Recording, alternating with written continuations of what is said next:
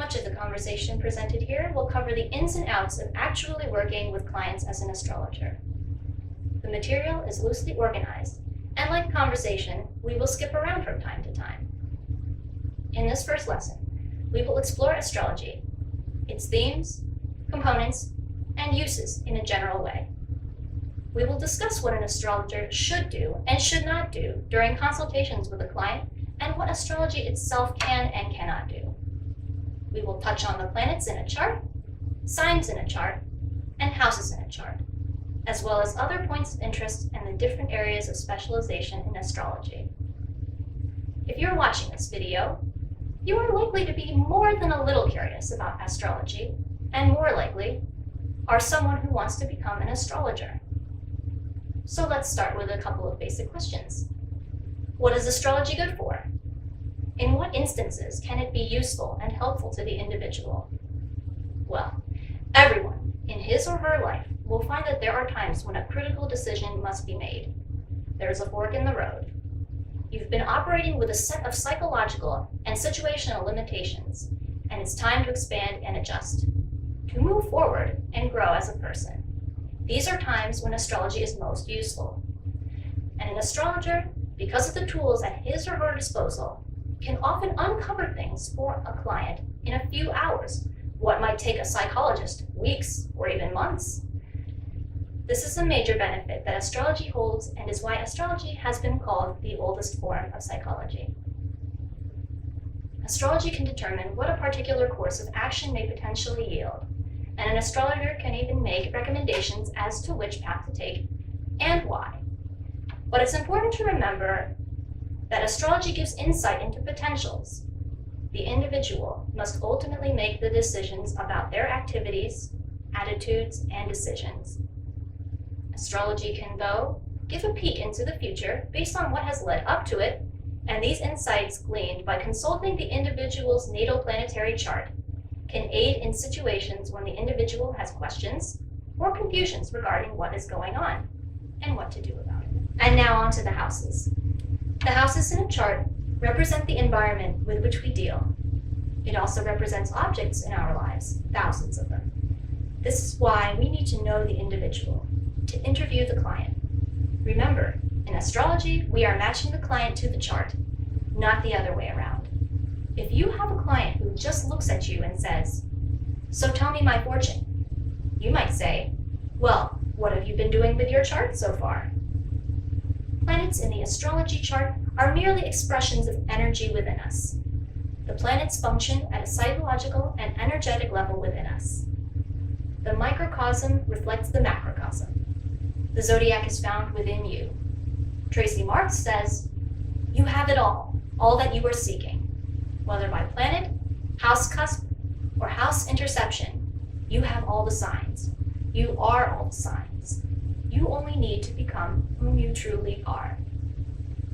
Synthesizing the points and other factors in the chart is the task of an astrologer, and this is where experience comes into play. If you identify one point or aspect, an angular relationship between one or more planets in a chart, you can sometimes make general comments about your client. But if you find 3 or more of these indicators and they support each other in pointing to a single interpretation, the odds of its accuracy are much better.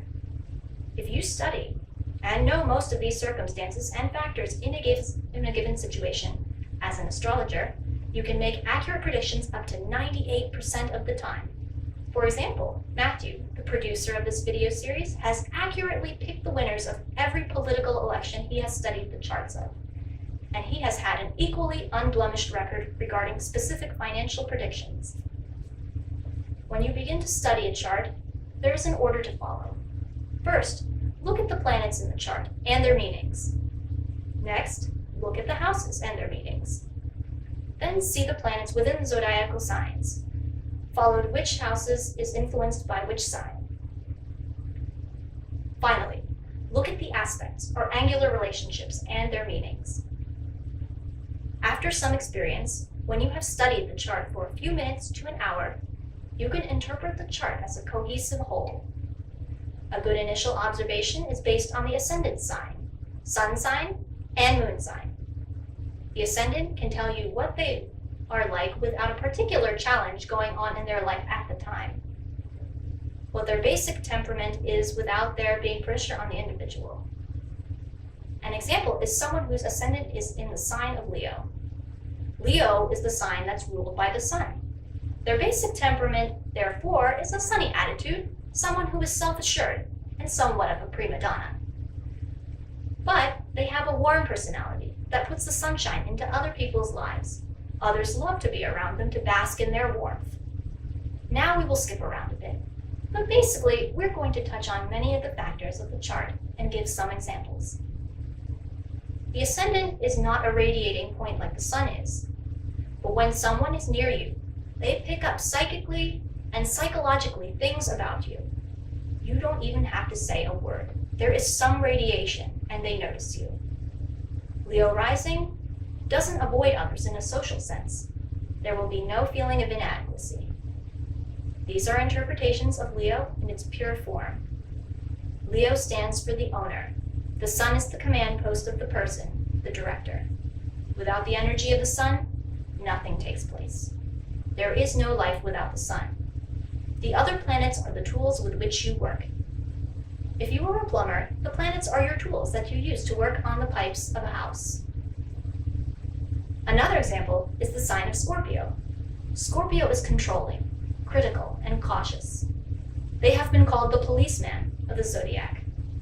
The planets also have to do with psychological functions, but also the physical functions. This is the basis of medical astrology. Scorpio is called the police officer because its physical function is associated with the white blood cells of the body. These white blood cells rush to a cut and kill the bacterial intruders. It's a death penalty. There is never prison time with Scorpio. Some other examples are Libra associated with the kidneys, Sagittarius with the liver, Cancer with the stomach, Capricorn with the bones, Aquarius, circulation of the blood, and Gemini, lungs and breathing, the respiratory system. Knowing the physical functions helps you understand the psychological functions of the signs. A person's moon sign is another major indicator in a chart. The moon represents the native's background and subconscious. Their moon sign gives the individual their feel for things. Their moon is reflected in their gut reaction to something. And knowing your moon sign and how it works in your life can be very helpful. You can use such information to maximize its beneficial aspects. And using the analogy of driving, if someone has an Aries moon, it's as though they are driving on a one-lane highway. Things are intense and focused.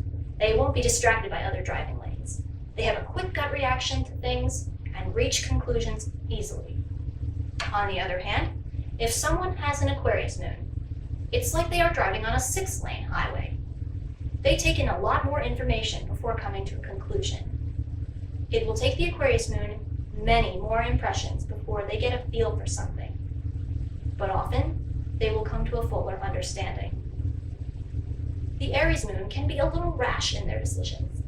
They would do well to purposefully take a more cautious approach to decision-making, knowing that they are often wrong in their initial reactions. This is how they can compensate for their moon's deficiency.